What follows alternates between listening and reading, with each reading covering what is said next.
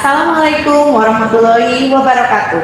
Perkenalkan, saya Nurse Vinasari Dewi, Magister Keperawatan sebagai dosen tetap dari Prodi D3 Keperawatan Fakultas Keperawatan Universitas Bhakti Kencana. Pada kesempatan kali ini, saya akan menjelaskan terkait mata kuliah yang saya ampu yang sesuai dengan keahlian saya, yaitu mata kuliah keperawatan anak. Mata kuliah keperawatan anak ditujukan bagi mahasiswa Prodi D3 Keperawatan semester 4 dengan kode mata kuliah yaitu FK062017 dengan besar bobot SKS-nya adalah 3 SKS di mana terbagi menjadi 2 yaitu 2 SKS teori dan 1 SKS praktikum. Proses pembelajaran pada mata kuliah ini terbagi menjadi 16 kali pertemuan, di mana terbagi menjadi 14 kali untuk teori dan praktikum, kemudian 2 pertemuan untuk UTS dan UAS. Mata kuliah keperawatan anak ini memiliki bahan kajian meliputi yang pertama adalah konsep dasar keperawatan anak, kedua adalah tren dan isu keperawatan anak, 3. Konsep keperawatan anak sehat. 4. Konsep neonatus esensial.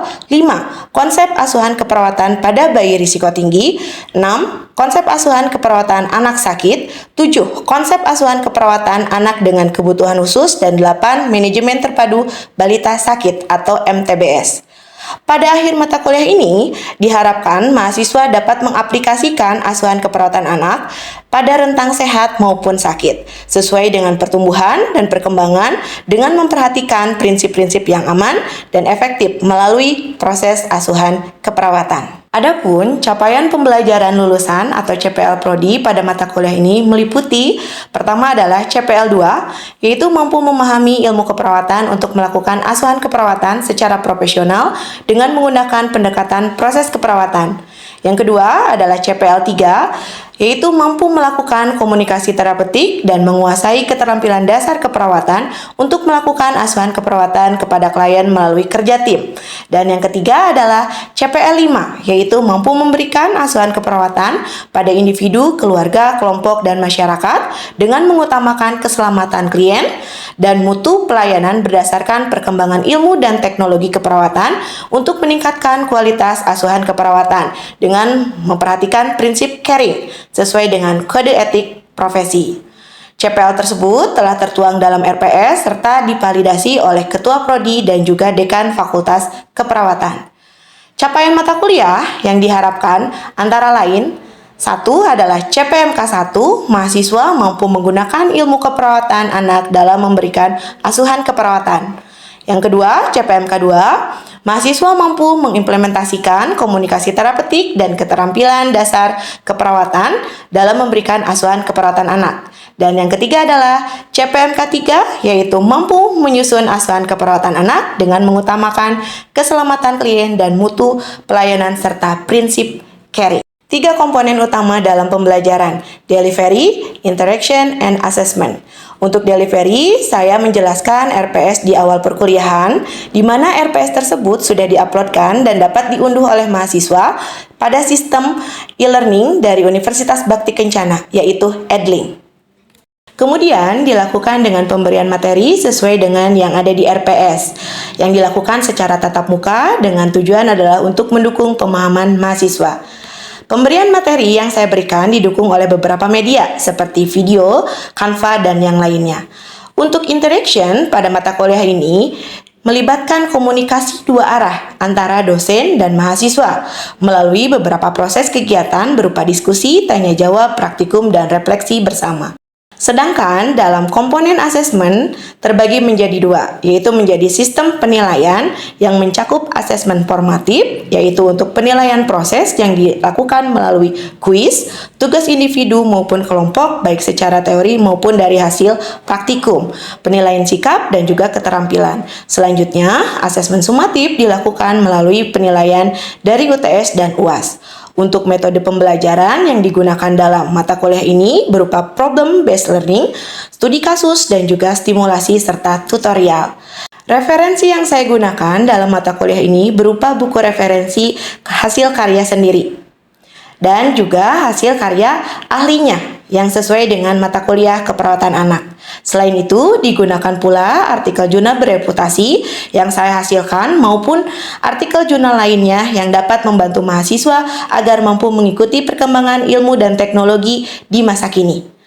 Berikut ini adalah video proses pembelajaran mata kuliah keperawatan anak dengan materi asuhan keperawatan anak dengan berkebutuhan khusus pada pertemuan ke-14. Mari kita simak. Bismillahirrahmanirrahim. Assalamualaikum warahmatullahi wabarakatuh. Waalaikumsalam warahmatullahi wabarakatuh. Selamat pagi semuanya. Pagi. Sehat? Alhamdulillah. Oke, pada hari ini kita kembali bertemu ya di mata kuliah keperawatan anak, khususnya untuk pertemuan ke berapa?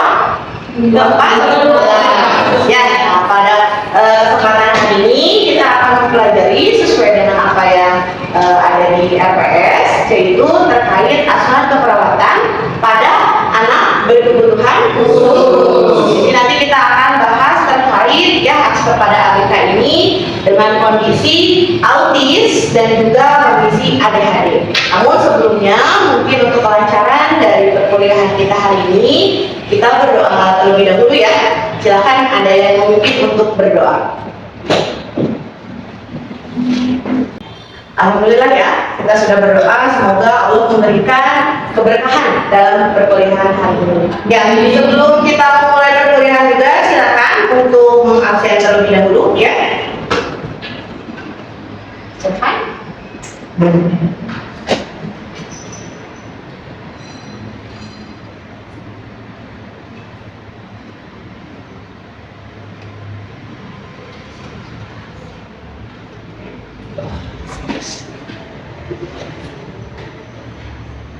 Kita akan mulai untuk materi yang akan kita pelajari pada hari ini. Di sini bisa teman-teman lihat ya, yaitu aspek anak berkebutuhan khusus, yaitu autisme dan ADHD. Apa sih yang dimaksud dengan autis? Tadi sudah ya, ada beberapa clue yang memang disampaikan oleh teman-teman di sini. Nah, diantaranya dari istilah asik dengan dunianya sendiri. Nah, karena memang betul untuk autis sendiri itu berasal dari kata Yunani, dari kata autos ya, yaitu diri sendiri, dan juga ada isme yang berarti sebagai suatu paham. Jadi di sini adalah yang tertarik hanya pada dunianya sendiri. Sehingga autis sendiri itu bisa diartikan sebagai apa? Yaitu gangguan perkembangan yang kompleks di sini yang disebabkan karena adanya kerusakan ya pada otak seorang anak gitu. Nah, sehingga mengakibatkan nih adanya gangguan pada perkembangan baik itu komunikasi, perilaku, terus juga kemampuan untuk sosialisasi ya. Nah, apalagi kan manusia sebagai makhluk sosial harusnya bisa bersosialisasi. Tapi anak dengan autis ini seperti apa? Nah, tadi salah satu hambatannya adalah tidak bisa berinteraksi. Teori psikodinamika. Jadi ini berasal atau berhubungan ya. Nah, dengan anak autis terfiksasi pada fase perkembangan simbiotik. Anak tidak mencapai hubungan simbiotik dengan keluarga, khususnya ibu. Punya intelijensi yang tinggi. Sebenarnya pintar-pintar gitu. Anak orang tua dengan anak yang mengalami autis ini ya. Terus kepribadiannya corak obsesif, jadi di sini penuh ambisius gitu ya. Jadi ingin selalu terlihat bagus, terlihat mungkin menonjol lah gitu ya si kepribadiannya itu. Kemudian juga, nah tapi di sini tidak memiliki kehangatan. Makanya tadi biasanya menjadi kurang memberikan kasih sayang ataupun perhatian pada anaknya ya, sehingga akhirnya berisiko gitu mengalami autis ini. Ketiga, tanda gejala utama ada hambatan pada emosinya. Yang kedua ada hambatan pada sosialnya, dan ada hambatan pada perilaku. Ya, ketiga masalah ini menjadi tanda gejala umum karena memang pada anak-anak dengan autis itu muncul masalah-masalah seperti ini, sehingga tadi akhirnya anak asik dengan dunianya sendiri. Ya betul, terus juga tidak mau berinteraksi dengan orang lain. Ya, nah, secara rincinya ada gejalanya ini. Pertama nih, tidak ada tentang. Jadi ketika kita ajak ngobrol tuh, gitu ya, walaupun face to face sama kita, nah anak tuh akan kemana aja gitu. Ya tidak melihat kita ada gitu di depan dia. Jadi dia akan melihat kemana saja, sehingga tidak ada kontak mata di situ ya. Kemudian apa lagi? Nah terkadang dia gabungan dengan adik, sehingga ada hiperaktivitas juga. Tapi selain hiperaktivitas, ada juga yang memang dia sangat pasif. Ya, jadi cenderung diam. Itu udah asik dengan dunianya sendiri, terus dia diam, ya. Nah, lalu ada apa lagi? Adalah full speech or lack of speech, yaitu irit dalam berbicara. Ya, atau juga bisa mengalami speech delay.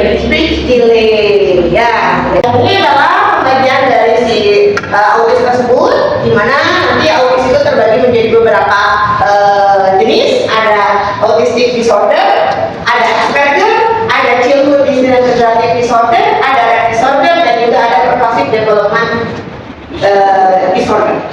Nah, jadi ini terkait dengan Asperger tadi. Jadi di mana Asperger ini mempunyai kelebihannya adalah dari segi IQ ya, menjadi lebih tinggi ataupun mungkinnya normal lah, sehingga pada akhirnya anak dengan Asperger ini akan bisa lebih hidup mandiri dibanding dengan tipe-tipe autis yang lainnya. Nah ini secara kita kelompokkan ya berbagai macam gangguan-gangguan perkembangan pada anak autis.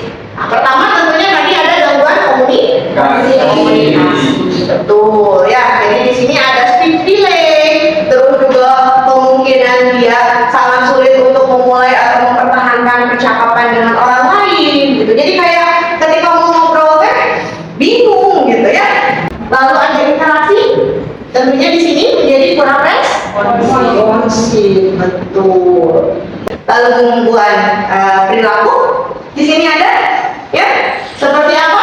Ya dia menjadi apatis ya atau acuh terhadap lingkungannya, karena tadi dia sudah asik dengan dunianya sendiri. Nah selanjutnya ini untuk gangguan emosi. Tadi ya emosinya itu cenderung mudah berubah dari bahagia menjadi tertawa, nangis gitu ya. Nah menangis, terus juga emosi tidak terkendali, rasa takut yang tidak wajar, kesedihan ini yang tadi diceritakan, yang dari hal yang sepele kita hanya memindahkan si pohon bunga ini dari atasnya ke bawah, ya itu sudah bisa membuat dia menangis. Gangguan persepsi sensori, menggila-gila benda, mencium-cium benda, terus juga menutup telinga kalau misalkan dia mendengar suatu bunyi yang sangat keras misalkannya, ataupun mungkin ada nada-nada tertentu. Lalu juga tidak suka memakai baju dengan bahan kasar, sangat tahan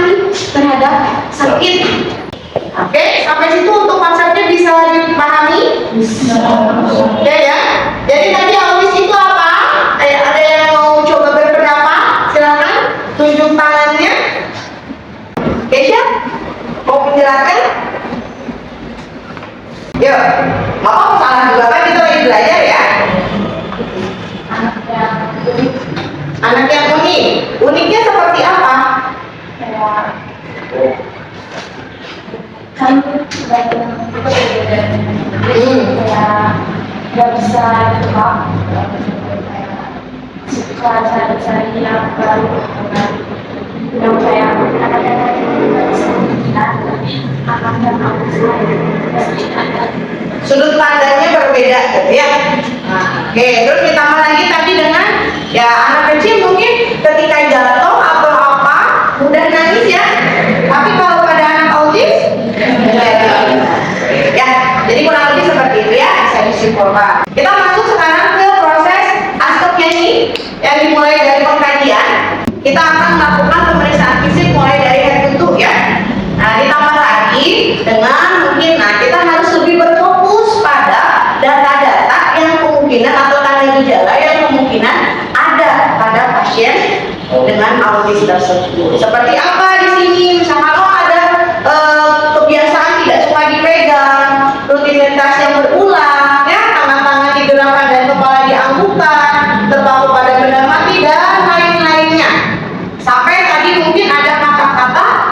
mana dia suka mengulang-ulang apa yang disampaikan oleh orang lain. Ada anamnesa, data video, data si anak, data penanggung jawab, ya. Kemudian juga ada riwayat-riwayat, pemeriksaan fisik sampai nanti jadi arahkan juga gitu. Apakah tanda-tanda ini ada atau tidak? Ini proses perawatan dan intervensi yang bisa muncul, ya. Yaitu mulai dari ada risiko mutilasi diri. Jadi jangan beranggapan langsung mutilasi ini sebagai apa namanya pembunuhan lalu dipotong-potong, bukan ya. Tapi di sini maksud dari mutilasi diri adalah adanya risiko menyakiti diri sendiri. Ini hasil yang diharapkan tentunya adalah rasa gelisah dikembangkan pada tingkat pasien merasa tidak memerlukan terjadinya perilaku mutilasi. Jadi walaupun dia sedang mengalami kegelisahan, tapi tidak sampai dia itu harus menyakiti diri sendiri. Jelas ya? Kemudian ini adalah terkait gangguan interaksi sosial yang keduanya. Ini untuk hasil yang diharapkannya, jadi sudah mulai berinteraksi. Itu tujuan utama, ya. Evaluasi yang ingin dicapai ini adalah ya pasien harus sudah mulai bisa berinteraksi.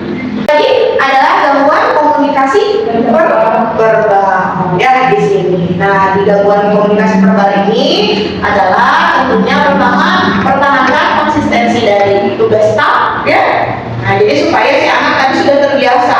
Oh ya, ini orang yang menangani saya loh. Hasil yang diharapkan ini, ya, yaitu mampu berkomunikasi, oke. Dan yang terakhir adalah di diagnosa gangguan identitas diri. Ini hasil yang diharapkan, ya. Jadi mampu membedakan bagian tubuhnya, oke. Terus di sini juga tadi mampu menghentikan ekolalia, yaitu ngomong yang berulang-ulang, dan juga ada yang disebut juga ekoprastia, yaitu menirukan gerakan-gerakan yang dilihat. Kira-kira pernah dengar nggak untuk autis ini, ya, ada terapi apa saja sih yang harus dilakukan? Oke, benar, terapi perilaku.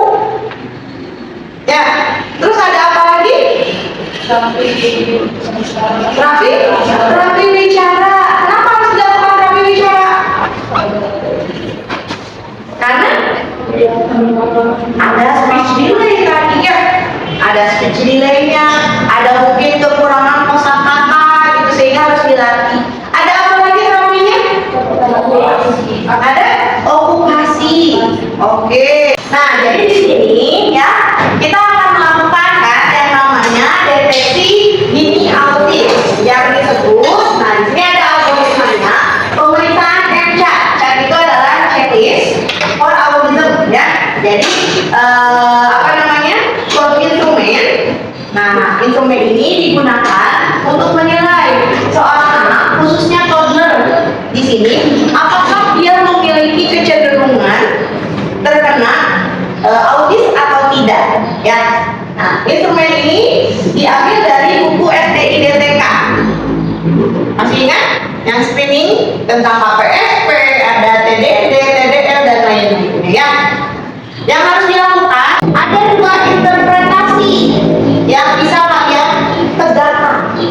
Oke, mulai dari interpretasi yaitu normal, berarti kalau normal tidak ada masalah, ya, tidak ada kecenderungan dia menjadi autis. Nah, tapi nanti ada juga risiko tinggi autis, yang berarti ada kemungkinan anak tersebut mengalami autis. Oke, kita sekarang akan menilai nih yang normal itu yang gimana. Nah, tidak ada jawaban tidak atau tidak, jawaban si tidak itu kurang dari 2 pertanyaan kritis, dan tidaknya itu ada pada 3 pertanyaan yang biasa. Kalau yang berisiko tinggi adalah jawaban tidaknya ada pada 2 atau lebih pertanyaan kritis, dan juga ada 3 atau lebih pada pertanyaan yang mana saja. Oke, paham ya? Oke, kita coba praktekkan. Sudah siap untuk Resti? Siap. Oke. Nah, kita mulai nih. Silakan diawali dengan interaksi biasa ya. Awal mula pasien datang gitu. Silakan tujuan dan lain-lainnya dijelaskan. Yuk, mulai Mbak. Baik, ini dengan ibunya dari saudara ini dan adik. Baik ibu, di sini saya akan screening tentang definisi tentang forum autisme ya. Sini akan ada beberapa pertanyaan. Ibu bisa menjawab ya atau tidak. Baik, pertanyaan satu, apakah anak ibu senang dialun, melambung di lutut ibu dan sebagainya? Ya, jangan lupa untuk ditandai ya. Oke, next. Pertanyaan kedua, apakah anak ibu senang tertarik dengan anak-anak yang lain? Tidak. Baik, yang ketiga, apakah anak ibu senang manjat seperti tangga? Apakah anak ibu melihat wajah ibu untuk melihat reaksi ibu ketika bertemu sesuatu yang tidak dikenal? Sudah habis ya? Sudah habis. Untuk pertanyaan. Sekarang, berarti apa yang harus dilakukan? Tugasnya setelah tadi mau wawancara, oke? Begitu. Apa yang harus dihitung? Adalah jawaban tidaknya. Nah, untuk pertanyaan kritisnya tadi nomor berapa saja? Nih, ada nomor 2, 7, 9, 13, 14, dan 15. Oke, berarti itu adalah pertanyaan yang kritis ya. Di situ dari pertanyaan kritis yang ada sudah terjawab 3. Berarti kalau yang normal ini sesuai nggak? Di sini ada pernyataan jawaban tidak kurang dari 2 pertanyaan kritis. Berarti sudah tidak sesuai ya, karena seharusnya di bagian yang normal ini jawaban dari pertanyaan kritis itu kalau tidak harus kurang dari 2. Sedangkan ini sudah melebihi dari 2, yaitu 3. Berarti tanpa harus melihat yang lain lagi, di sini jawabannya, yaitu anak ibu ini mengalami risiko tinggi autisme. Dan nanti tolong untuk diapakan? Untuk diberikan gitu tindakan yang harus dilakukan itu apa? Ibu, misalkan ya berhubung dengan hasil pemeriksaan saya yang menunjukkan berdasarkan ini ya Bu ya, pemeriksaan yang saya lakukan itu, nah ternyata anak ibu itu ada risiko mengalami autisme. Untuk penegakan diagnosa ataupun mungkin intervensi lebih lanjut lagi, nah saya akan coba untuk merujuk anak ibu gitu supaya nanti berobat ke rumah sakit dengan yang mempunyai klinik tumbuh kembang ya, sehingga akan lebih dipastikan benar atau tidak anak ibu ini mengalami risiko tadi untuk terkena autis. Seperti itu ya. Oke, bisa dipahami? Bisa. Oke. Nah, ibu akan evaluasi sedikit ya. Apa yang tertangkap dari yang sudah ibu jelaskan? Silahkan, ada yang mau berpendapat? Oke, gimana Pak Dan? Bisa berdiri biar kelihatan sama teman-temannya? Ya, nggak apa-apa. Berdiri. Oke, gimana Pak Dan? Anak kurang responsif. Terus? Sensitif terhadap lingkungan. Oke. Misterius. Misterius, unik. Boleh. Apa lagi? Kurang berinteraksi. Ada lagi?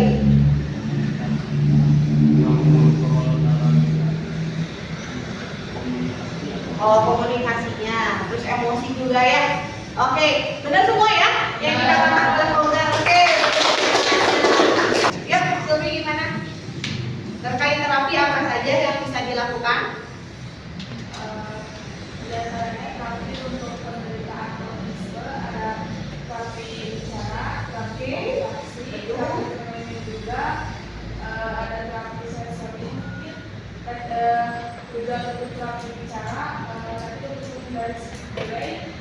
karena ada autisme mungkin kekurangan dari kesehatan. Oke, ya betul. Terus apalagi tadi selain itu terapi? Yang terakhir diet. Harusnya gimana? Menghindari yang mengandung gluten. Ya betul, atau gluten free ya. Berarti ya gluten ada yang tahu apa? Tepung Ya, tepung dari gandum. Ya, jadi roti-rotian, gitu, mie itu harus dihindari. Kalaupun mau, ya dibuat yang dari tepung gluten free. Gitu. Jadi ada tepung buatannya. Terus ada lagi yang mau disampaikan Silvi? Oke, betul ya apa yang disampaikan oleh Silvi? Ya, tepuk tangan dulu. Oke, nah jadi itulah ya yang bisa Ibu sampaikan itu terkait dari asuhan keperawatan pada anak yang berkebutuhan khusus. Jadi di sini bisa disimpulkan anak yang berkebutuhan khusus itu adalah anak-anak yang memang memerlukan perhatian yang lebih dari kita, ya, baik itu dari orang tuanya tentunya, keluarga, ya, terus juga dari perawat, mungkin atau tenaga kesehatan. Kenapa harus sampai memerlukan perhatian khusus? Ya, karena mereka memiliki suatu keterbatasan. Keterbatasannya dari segi apa? Emosi, ya kan, kemampuan untuk berinteraksi, komunikasinya, gitu, sehingga ya memerlukan gitu tadi kasih sayang yang mungkin lebih banyak, terus juga mungkin kesabaran dari kita dalam melakukan perawatan pada anak tersebut, ya. Dan yang tentunya kita mengusahakan gitu. Walaupun mungkin di sini autis itu tidak akan pernah sembuh, tapi setidaknya kita bisa membuat si anak menjadi lebih baik, ya. Oke, tidak ada lagi yang mau ditanyakan atau didiskusikan? Oke, kalau sudah cukup, mungkin kita akan lanjutkan ya di pertemuan berikutnya, tentunya dengan tema yang berbeda lagi. Jadi mohon mungkin nanti untuk kembali melihat RPS-nya, dilihat apa yang akan dipelajari di pertemuan berikutnya, ya. Dan jangan lupa setelah ini tolong untuk dikerjakan apa? Kuis dan tugas ya yang sudah diuploadkan di Edlist. Oke. Sekian video rekaman proses pembelajaran dari mata kuliah keperawatan anak pada program studi D3 Keperawatan Fakultas Keperawatan Universitas Bakti Kencana. Video ini digunakan sebagai salah satu syarat penyusunan dokumen pernyataan diri dosen dalam unjuk kerja Tridharma Perguruan Tinggi atau PDD UKT PT. Sertifikasi dosen gelombang 1 tahun 2025. Semoga dengan adanya video ini bisa menjadi pertimbangan yang baik dalam proses penilaian sertifikasi dosen gelombang 1 tahun 2025. Akhir kata, saya ucapkan terima kasih. Wassalamualaikum warahmatullahi wabarakatuh.